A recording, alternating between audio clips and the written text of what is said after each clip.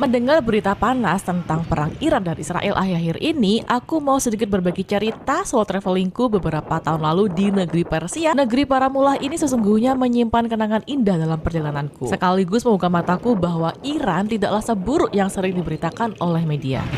Framing negatif tentang Iran yang kerap muncul di berita internasional sungguh berbeda dari realita yang kutemui secara langsung di negeri para ayatollah ini. Dari lebih 50 negara yang telah kukunjungi, Iran adalah salah satu negara dengan penduduk yang paling ramah, hangat, dan dermawan terhadap orang asing. Selama berada di Iran, aku tidak pernah sekalipun menginap di hotel atau penginapan umum. Banyak orang-orang Iran yang mengundangku untuk menginap di rumahnya secara sukarela. Dulu waktu aku masih di Moskow, aku berkenalan dengan cewek Iran, dan ketika aku mengunjungi Tehran, ternyata dia sedang berada di luar kota. Tetapi dia tetap mencarikan temannya agar aku bisa menginap. Semua itu dilakukan secara sukarela dan tentu saja gratis. Orang-orang Iran senang banget sama yang namanya tamu. Aku tidak pernah dibiarin kesepian atau bosan. Mereka selalu mastiin kalau aku betah dan kerasan selama tinggal di Iran. Untuk diketahui, Iran berada di kawasan Timur Tengah, bukan negeri Arab. Alfabetnya menggunakan tulisan Arab, tapi mereka berbicara bahasa Persia yang tidak sama dengan bahasa Arab. Bahasanya mirip dengan bahasa di Tajikistan dan Afghanistan.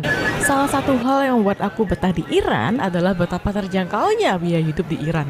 Mulai dari kebutuhan energi hingga sandang pangan, hampir semuanya murah meriah. Bahkan ketika naik taksi jarak 1 kilometeran, tarif taksinya pun cuma bayar 2.000-an rupiah. Ya begitulah salah satu negeri dengan cadangan minyak dan gas terbesar di dunia. Meski terus-menerus ditekan oleh embargo dan sanksi dari barat, tapi ketahanan ekonomi domestiknya tetap kokoh. Iran mampu menyediakan hampir seluruh kebutuhan dalam negerinya sendiri, dari energi hingga produk sehari-hari. Beli kentang sekilo cuma 3.000-an rupiah. Nampaknya Iran ini benar-benar menunjukkan kekuatannya sebagai negara yang tangguh dan mandiri. Situasi serupa mirip sama yang kualami saat di Rusia, dikenai sanksi, tapi ekonomi dalam negeri tetap kokoh. Pengalamanku di Iran lebih menyenangkan karena banyak teman-teman baru daripada saat traveling di mayoritas negara-negara Arab, khususnya di negara-negara Teluk. Kesannya di sana orang-orangnya itu merasa sok eksklusif, nggak cowok, nggak cewek, kebanyakan merasa superior. Seperti itulah realitanya. Ditambah lagi, realitanya perang Iran melawan Israel, mana ada negara Arab yang membela? Coba dipikir. Selama ini banyak yang teriak-teriak Save Palestina, koar-koar soal solidaritas umat, tapi ketika Iran berdiri paling depan melawan Israel, justru banyak negara Arab yang diam. Bahkan ada yang sudah menormalisasi hubungan dengan Israel, seperti Uni Emirat Arab, Bahrain, Maroko, Sudan. Yang berani maju melawan malah Iran, negara Islam tapi bukan Arab.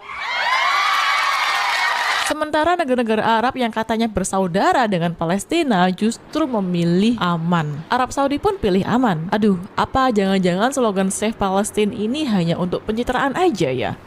Idih, ya udah deh. Jadi begitulah cerita travelingku saat mengunjungi Iran. Terus barusan saja aku WA temanku Iran yang di Tehran nih. Penasaran berapa sih harga bensin di Iran? Jawabannya bikin shock. Harga bensin per liter saat ini di Iran cuma 0,03 US dollar. Kalau dikuruskan rupiah cuma 500 rupiah.